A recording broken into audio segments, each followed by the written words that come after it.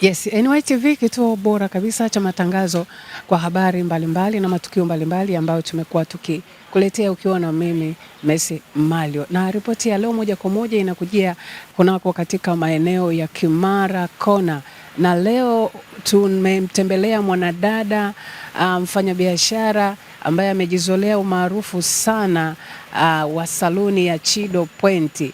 Yawezekana ukajiuliza NYTV imefika kufanya nini kwa mwanadada huyu. Pengine unaweza ukawa umesikia taarifa zake mara kadha wa kadha, lakini nikwambie kuna kitu cha tofauti leo tumekijia kutamani kufahamu au kusikia kutoka kwa mwanadada huyu. Na hicho kitu ni kitu gani? Ni wewe kuweza kuwa pamoja na mimi mwanzo hadi mwisho katika mahojiano haya. Mwanadada huyu nimeona kuna kitu kingine amekileta pia katika ubunifu huu ambao wameuanzisha wa kuweza kufanya ibada katika saluni yake hii ya Chido Point. Kuna kitu kingine nimekiona amekifanya, na pengine hiki kinaweza kikawa ni moja ya kitu pia nimetamani kuja kumuuliza lengo lake ni nini na ni nini haswa amekusudia. Basi fuatana pamoja na mimi Messi Malio mwanzo hadi mwisho wa mahojiano haya.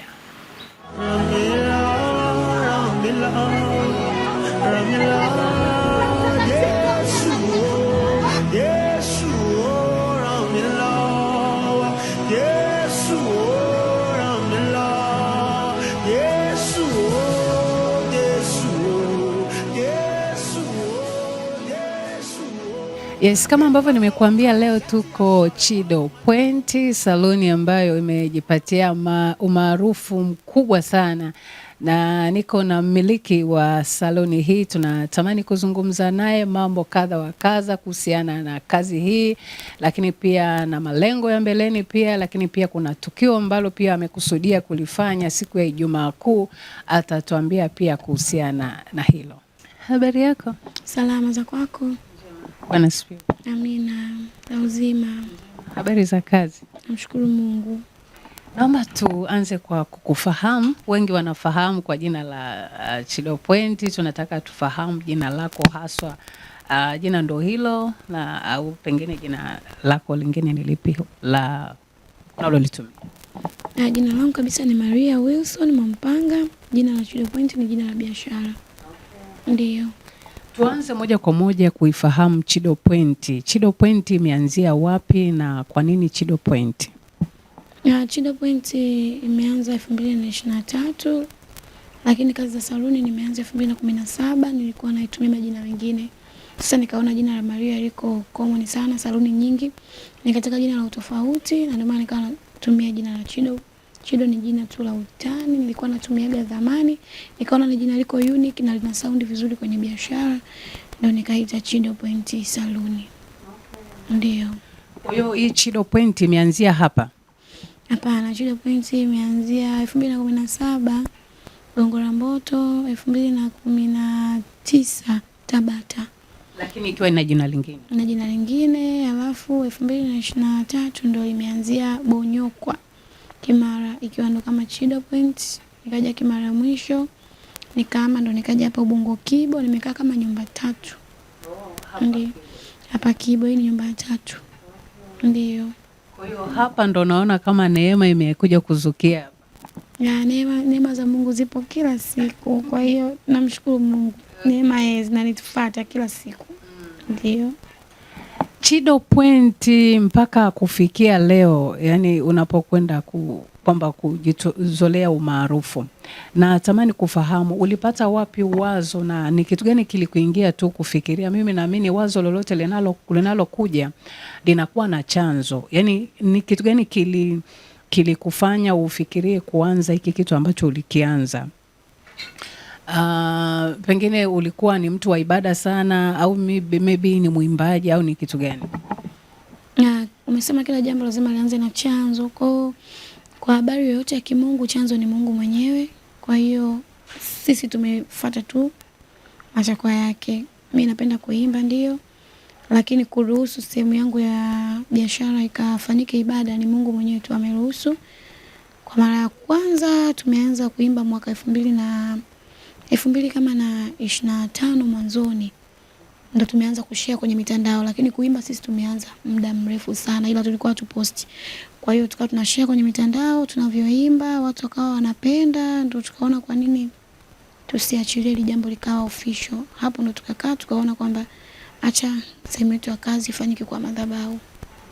Ndio. Na kwenye kuimba ulianza wewe au mlianza tu wote, yani ilianzaje, yani ile siku ya kwanza mkaanza hata kabla hamjaanza kurusha? Actually siku ya kwanza sikumbuki ilianzaje na siwezi kuwa leo ndo siku ya kwanza, hapana, kwa sababu nina mazoea hayo.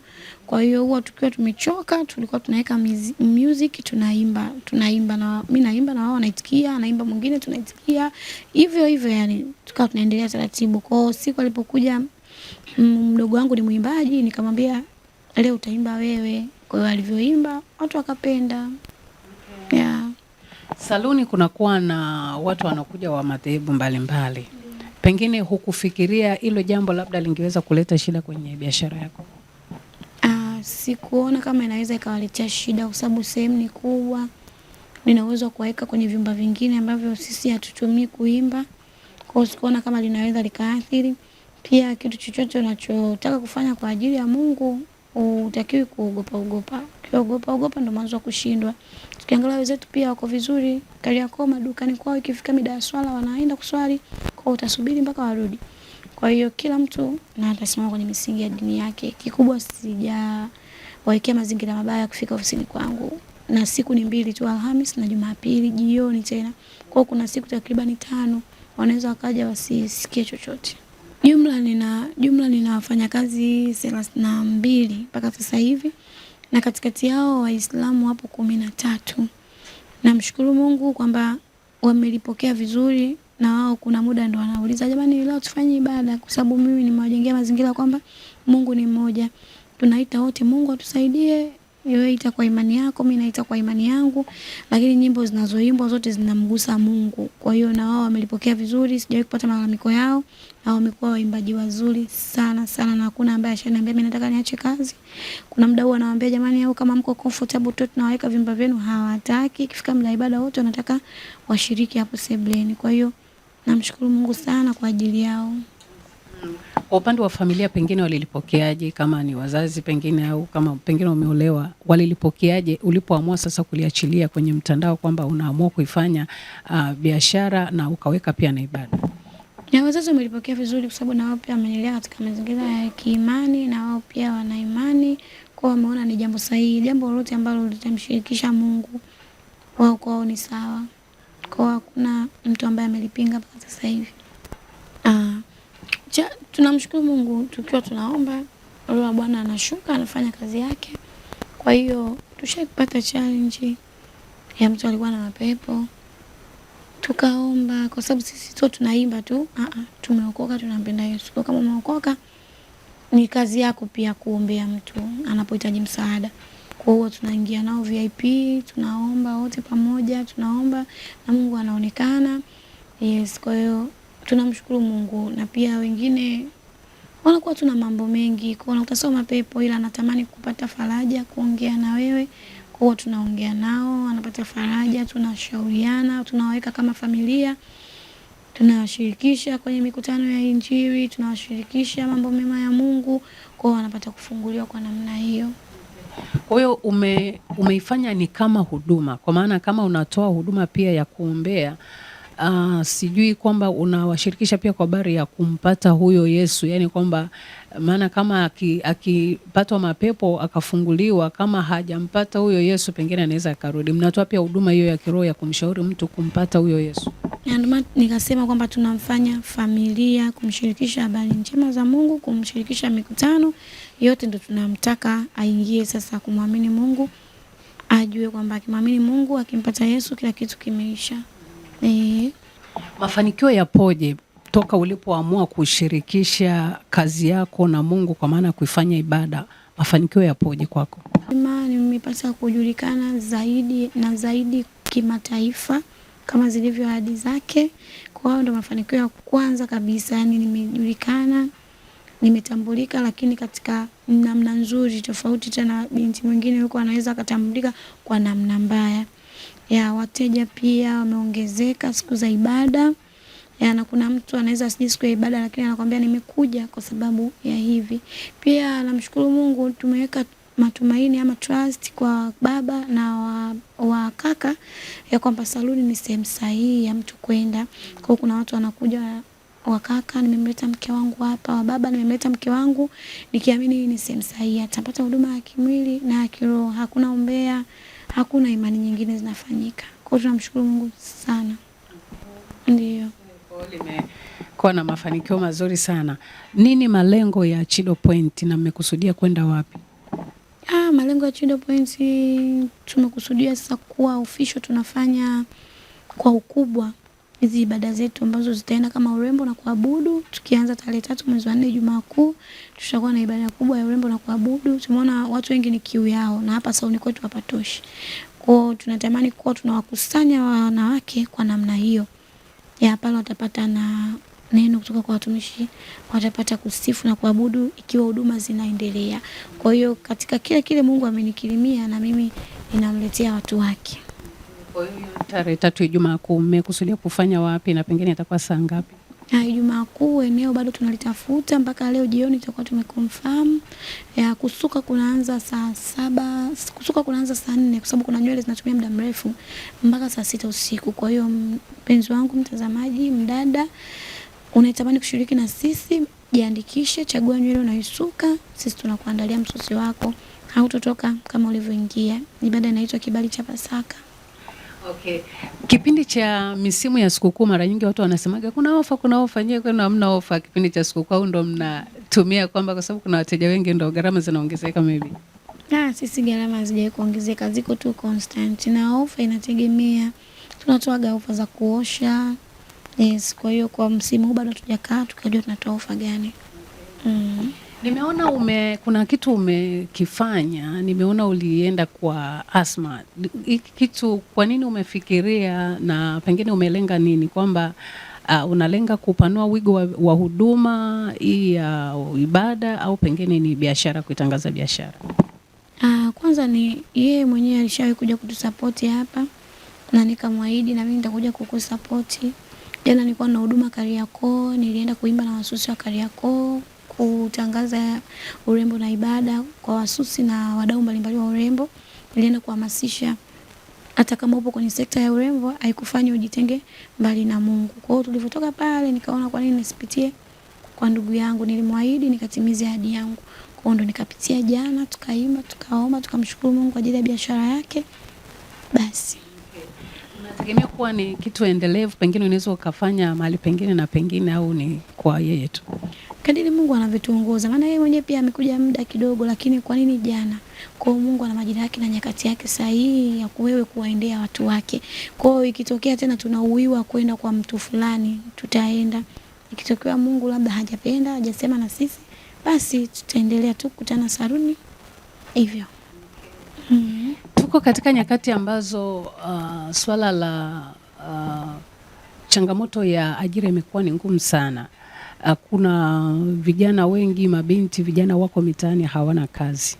Na natamani kufahamu, wewe ulisoma, ulikuwa na profession yako ya kitu fulani pengine nje na hii, na ukaamua kuja kujiajiri? Mimi nimesoma 5-6, nimeenda chuo, nimesoma pharmacy, lakini ilikuwa hiki ni kipaji. Muda mrefu nilikuwa nawaza hata nikija kufanya kazi pharmacy lazima niwe na saluni kwa sababu napenda. Kwa nimejikuta wakati nasubiria matokeo, wakati nasubiria mambo ya chuo, nimefungua saluni tena kwa mara nyingine, na nilikuwa na saluni kipindi nasoma nikafunga. Kwa nilikuja kufungua kwa mara nyingine tena nikiwa nasubiri matokeo ya chuo, biashara ikaanza kwenda vizuri. Kiasi cha kwamba nikaona hata haina haja tena kwenda pharmacy. Umeacha hata kile ulichokuwa nikaona haina haja kabisa sasa kwenda pharmacy, sababu nilichokuwa nakitafuta ni hiki hapa. Sasa kwa nini tena niache niende kwingine? Basi toka hapo sikufanya tena mambo ya pharmacy. Kwa hiyo kuna muda tuangalie vipaji. Ajira ni ngumu, ndio umesomea kitu, lakini angalia kipaji chako mwenyewe kikuze. Ukiwa unangojea ajira yako huwezi jua, pengine hapo ndo kwenye baraka yako. Ndio. Akati unaanza natamani kufahamu, kuna mtu ambaye akikutazama sasa hivi hajui ulikotokea. Pengine akati unafikiria kuanzisha kitu kama hiki, ulikuwa na malengo ya kuanzisha kitu cha namna gani? Na pengine wakati huo unaanza ulikuwa na mtaji wa shilingi ngapi ili kuweza kuanzisha kama salon? Nilikuwa na 6,500,000 nilivyokuwa naanza, na nilikuwa tunategemea kuwa na saluni tu nzuri. Sikuwa nategemea kama nitakuja kuwa na watu labda 32 nyuma yangu, sikuwa nategemea. Nilikuwa tunategemea kuwa na saluni, kuwa na watu 5, 6, nisuke vizuri, wasanii wasuke, lakini tunavyojiwazia sisi tofauti na Mungu anatuwazia. Mungu anatuwazia mambo makubwa na yaliyo mema. Kwa hiyo haya ni ya Mungu sasa alikuwa ananiwazia. Ni nini wito wako kwa vijana, kwa mabinti ambao wako mitaani, pengine unasubiria ajira kwa sababu wanaona wamesoma, wana professional zao, pengine wana madegree yao, hawana kazi, wanasubiria ajira? Mimi nashauri wasikae tu lele mama wakati unasubiria ajira. Hata kama una kipaji, kuna biashara hazitaki vipaji. Kijana, amka, changamka, anza. Mwanzo wote unakuwa ni mgumu, mwanzo sio mrahisi. Kwa hiyo anza na kitu unachokiona mbele yako, iwe ni biashara ama una kipaji, anza nacho. Ajira itakufuata huko huko. Kwa hiyo nawashauri wasikae tu kusubiri ajira. Ajira zimekuwa ngumu sasa hivi na vijana wengi wanafanikiwa kupitia biashara na vipaji mbalimbali tunaona. Chido Point, kutokana na umaarufu ambao ulionao sasa hivi, kuna mtu ambaye akitazama anaona pengine pale sifiti, labda ni kwa celebrity fulani. Pengine mtu ambaye anatazama sasa hivi umwambie, yani umtoe ule wasiwasi kwamba anaweza akathubutu kuja Chido Point na yeye akapata huduma za kawaida kama saluni nyingine. Huduma zetu ni bei rahisi sana. Kuna mibano 18,000, kuna stitch 30, knotless 45,000. Kwa mtu yoyote wa Tanzania ana uwezo wa kuafford. Kwa hiyo wasiogope. Na kuja watu wakubwa haimaanishi sisi tubadilishe bei. Sisi bei zetu ni zile zile kwa sababu sisi tumechagua kudili na watu wa kawaida. Watu gani maarufu ambao sana unawahudumia hapa? Pengine ambao umeshakuja hapa kwa ajili ya kupata huduma? Ni wengi sana, ni wengi sana. Mama Rose Mwando. Juzi tumetembelewa na dada yetu Emma Simfukwe. Kuna Ruby. Wako wengi wanakuja, wengi tunawafuata. Ni hivyo. Nje na kusuka, ni huduma gani nyingine ambao mnaitoa hapa? Tunafanya makeup, tunatengeneza kucha, na sasa hivi tumepata mtu wa kope anaweka vizuri. Hizo ndio huduma tunazozitoa. Mtu ambaye ni ana harusi au maybe send off anapata huduma zozote hapa? Anapata huduma zote kama Miriam Chiro tulivyomweka nywele, makeup anapata. Malengo yako au mikakati yako wewe kama mwanzilishi na mmiliki wa Chido Point, unafikiri umelenga kwenda wapi haswa? Malengo yetu kufungua chuo, kuwapa vijana huduma ya kujua kusuka, kujiajiri. Kwa hiyo tuna malengo, tukipata nafasi, tukipata uwezo, basi tutafungua chuo kwa ajili ya kusambaza na sisi tulichojaliwa kwa wengine pia. Kuna watu ambao pengine wanasema pale Chido Point mnatoa huduma, pengine mtu anatamani kuja kufanya kuja kujifunza, yani ile kufanya kwa vitendo hapa. Hajaenda chuo lakini anataka kuja kupata uzoefu hapa kwenye saluni yenu. Tunatoa huduma hiyo. Na utaratibu pengine unakuwaje?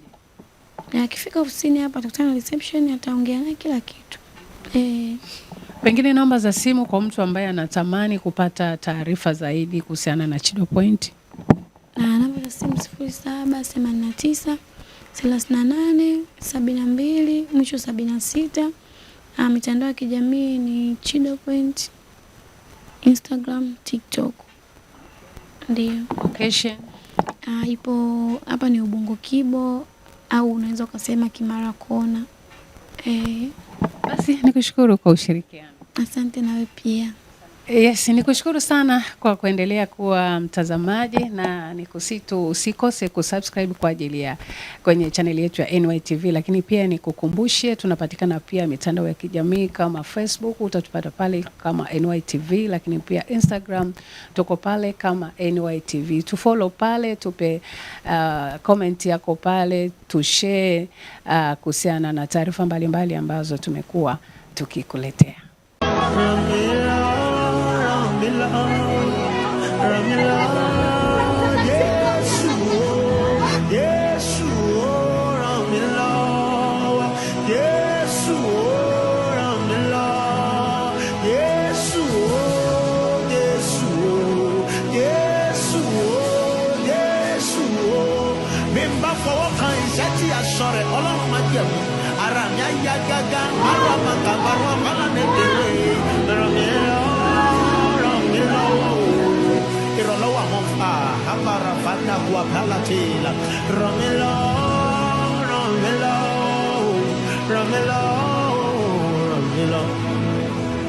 Ó ti sún mi Ọlọ́run, ó ti sún mi Ọlọ́run, ràn mí lọ́wọ́. Ó ti sún mi Ọlọ́run, jọ̀wọ́ ràn mí lọ́wọ́. Jẹ́ agbára fún èmi.